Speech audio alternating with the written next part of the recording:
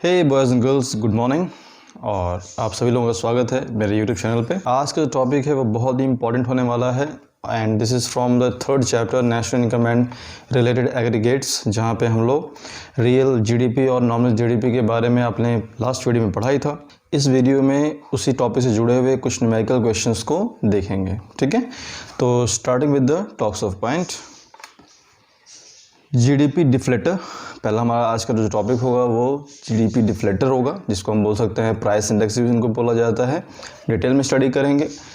उसके बाद second topic हमारा आता है जीडीपी एंड वेलफेयर, यानी जीडीपी और उसका वेलफेयर, यानी जीडीपी से कैसे वेलफेयर होता है ऑफ कोर्स सोसाइटी का। एंड उसके बाद हमारे पास जो टॉपिक आता है दैट इज़ इट्स लिमिटेशंस, कि जीडीपी एंड वेलफेयर में कुछ लिमिटेशंस भी होती हैं, कुछ एक्सेप्शंस भी होते हैं, तो उसको हम लोग स्टडी करेंगे, ठीक है। तो without wasting our time let's start the first point that is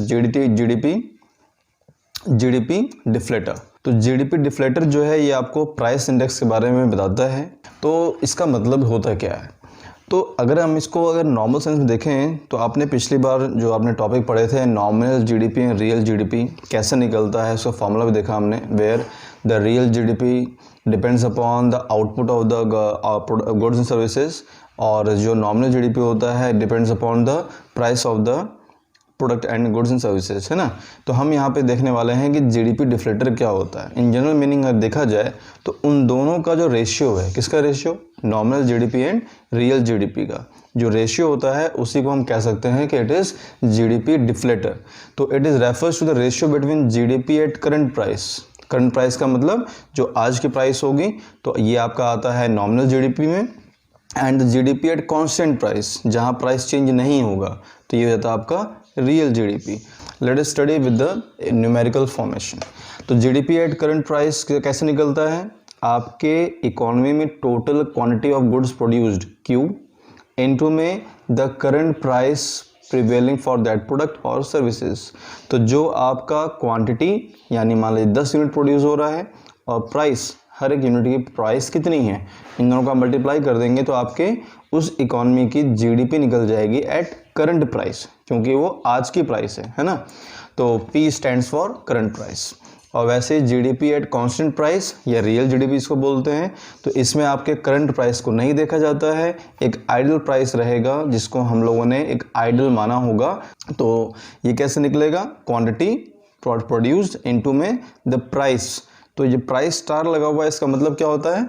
price of the base year. Ideal price रहेगा, उससे अपनी क्वांटिटी को हम मल्टीप्लाई करके हम निकाल सकते हैं कि रियल जीडीपी आज के टाइम पे कितनी होती है। तो ये तो आपने वैसे भी स्टडी किया था लास्ट वीडियो में भी, तो फिलहाल ये समझ में आ गया। तो अब इसको हम देख सकते हैं कि एक न्यूमेरिकल अगर देखा जाए, जैसे ऊपर बोला गया है कि ratio between the current price and the constant price, तो कैसे निकलेगा? GDP deflator is equals to GDP at current price, यानी Q इंटू में P, divide by GDP at constant price, यानी कि Q इंटू में बेस ईयर प्राइस, ठीक है, इंटू में 100।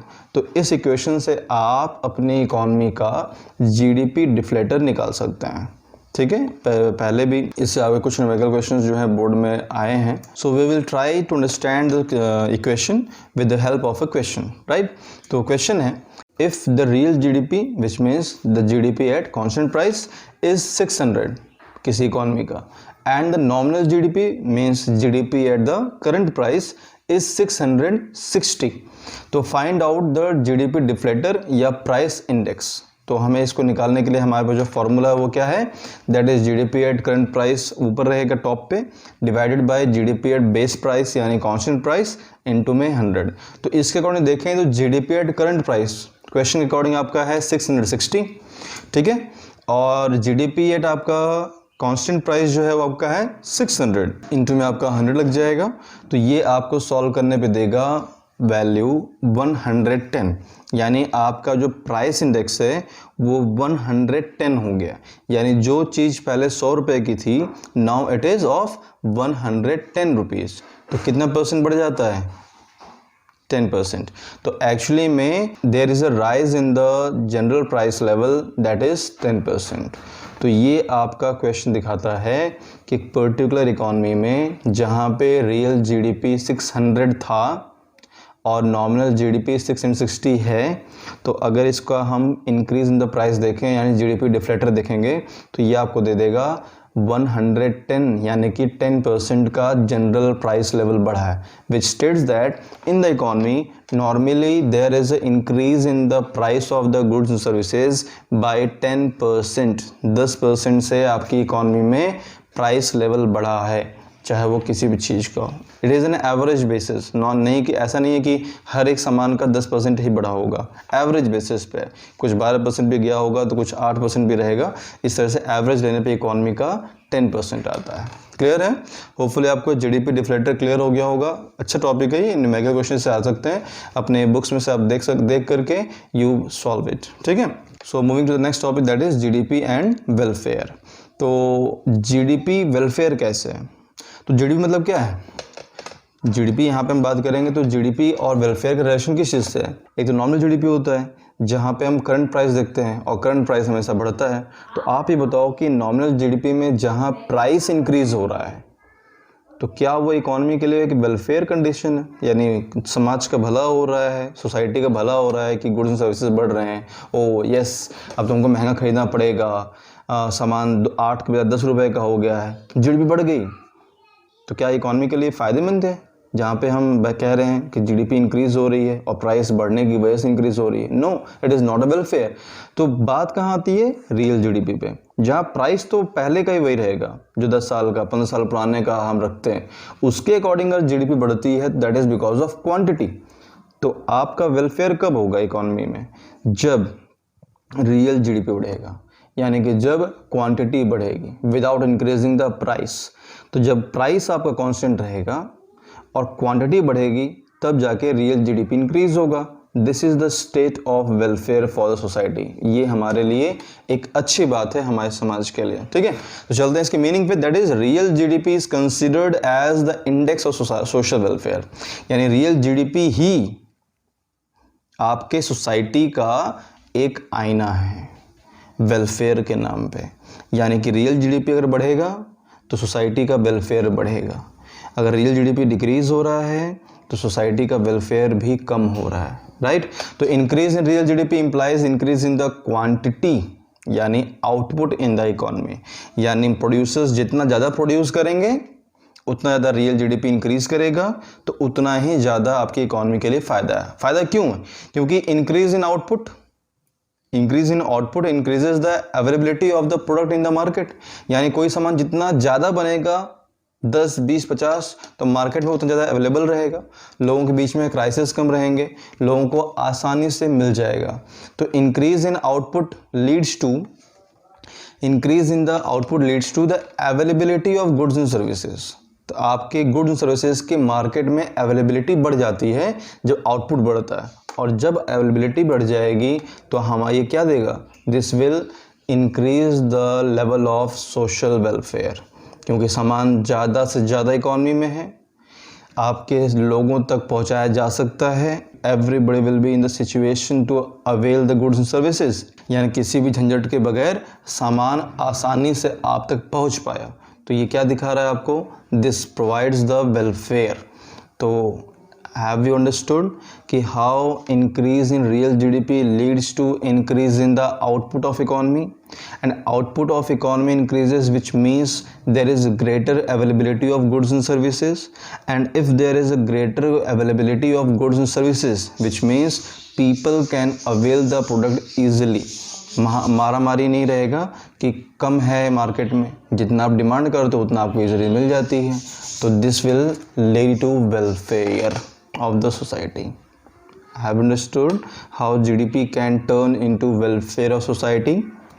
Okay, so there are a lot of examples for this. You can conclude from your surroundings, right?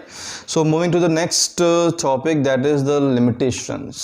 तो GDP एक welfare में convert होता है, yes it is true, अभी हमने पढ़ा, but there is certain limitations, which means every time GDP cannot turn into welfare, यानी हर बार आपकी बढ़ती हुई जीडीपी वेलफेयर में कन्वर्ट हो जाए, इट इज़ नॉट पॉसिबल। कभी कभी ऐसा होता है कि there is increase in GDP but it does not turns into the welfare for the society. Right, starting from the points. तो चलते हैं। तो पहला पॉइंट आपका आता है distribution of income. GDP increase हुई, आपने 10th में भी पढ़ा होगा, 11th में भी पढ़ा होगा, अनईक्वल डिस्ट्रीब्यूशन ऑफ इनकम पढ़ा है ना। तो कई बार क्या होता है, where the income which is generated in the economy it is not equally divided distributed in the society. यानी कि कुछ लोग, आपने लाइन भी स्टडी पढ़ा होगा, the rich are getting richer and the poor are getting poorer. तो इसका मतलब क्या है, अमीर और ज़्यादा अमीर हो रहा है, गरीब और ज़्यादा गरीब हो रहा है। तो जीडीपी तो इंक्रीज हो रही है, but the income which is generated by increasing the GDP is not distributed equally. यहाँ पे इक्वली का मतलब ये नहीं है कि बॉस भी जितनी सैलरी पा रहा है उतना ही सैलरी आप उसका सबॉर्डिनेट पाएगा, उतना ही सैलरी क्लर्क पाएगा, नहीं। इक्वल का मतलब है कि अलग अलग ऑर्गेनाइजेशंस में क्या सभी लोगों को बराबर फ़ायदे मिल रहे हैं, क्या इकॉनमी में जो जैसा काम कर रहा है वैसा उसको पैसा मिल रहा है। तो ये चीज़ बात आती है। एक ऐसा कारखाना है, वर्कशॉप है, जहाँ पर आपके मेन को 8 घंटे काम करने का 400 रुपये मिलता है और विमेन को 8 घंटे काम करने का 300 मिलता है। और एक बच्चा अगर काम कर रहा है चाइल्ड लेबर के तौर पे, जाहिर सी बात है इट इज़ इलीगल, बट उससे काम कराया जा रहा है तो उसको मिलता है 200 रुपये। सो all the people of 3 category are getting different wages and salary for the same work. तो this is an example of unequal distribution of income. तो प्रोडक्टिविटी के बढ़ने के साथ साथ में अगर इनकम बराबर डिवाइड नहीं है तो वेलफेयर कैसा। इससे हम कह सकते हैं कि GDP does not every time converts और turn into the welfare. Clear, distribution of income.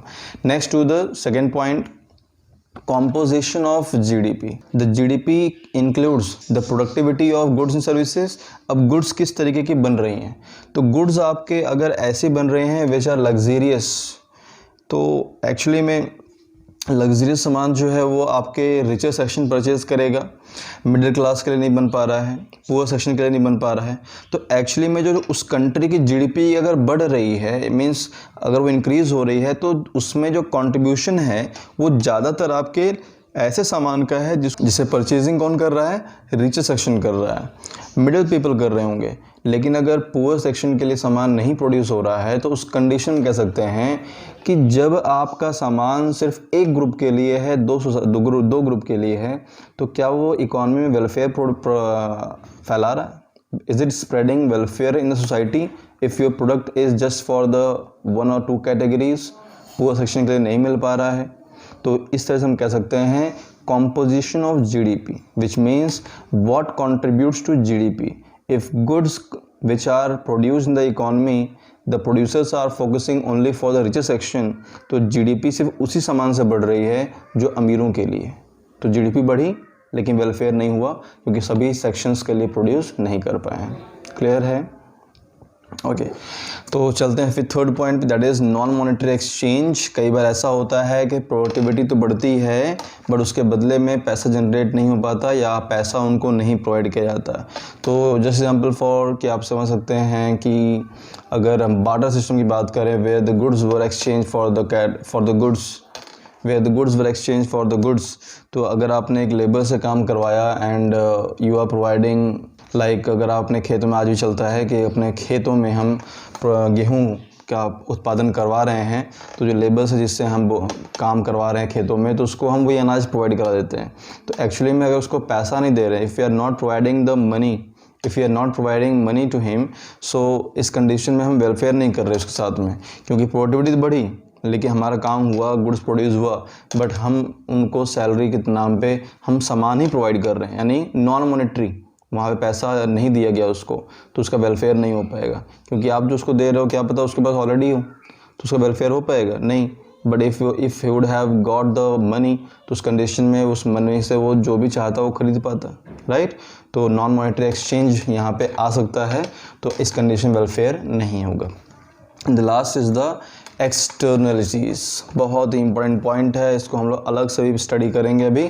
So let us understand the meaning of externalities. तो इसमें हम कह सकते हैं कि एक्सटर्नलिटी मतलब क्या होता है।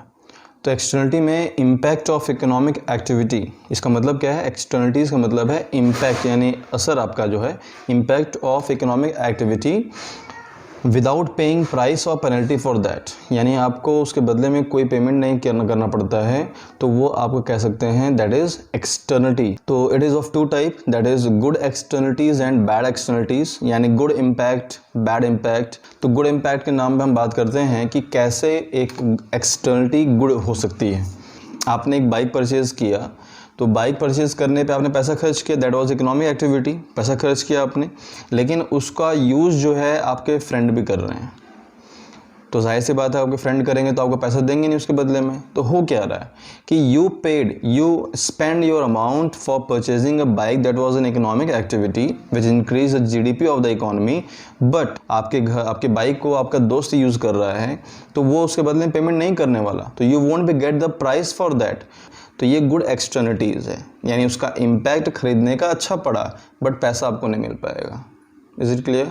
दूसरी तरफ जाते हैं बैड एक्सटर्निटीज़ में। अब सोचिए कि अगर कोई बंदा सिगरेट पी रहा है, और उस सिगरेट, आप जाहिर सी बात है आपने सिगरेट जो है परचेज़ किया, तो यू पेड फॉर दैट, तो ठीक है सेल हुई है, जीडीपी बढ़ा है, but when you are smoking, तो अगर कोई स्मोक कर रहा है तो उसके स्मोक से जो अगल बगल के लोग हैं उनके चेस्ट पे भी, लंग्स पे भी असर पड़ने वाला है, उनके लंग्स पे असर पड़ेगा।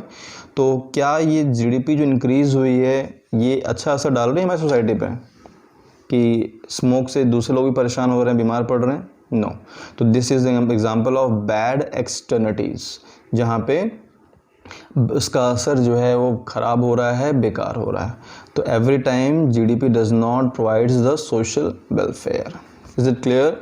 सो these were the 4 limitations: distribution of income, composition of GDP, non monetary exchange and externalities। जो बहुत इंपॉर्टेंट पॉइंट है फोर्थ वाला, ये क्वेश्चंस कई बार जो है ये बोर्ड में इस समय पूछ रहे हैं, ठीक है? तो बहुत डिटेल में आप इसको अच्छे समझिएगा। वीडियो पसंद आया हो तो लाइक करें, कमेंट करें, शेयर करें, और अगर आपको कोई इशू लगता है तो भी आप इसमें कमेंट करके उस चीज़ को इम्प्रूव करने में हेल्प कर सकते हैं। So just do your hard work and good bye.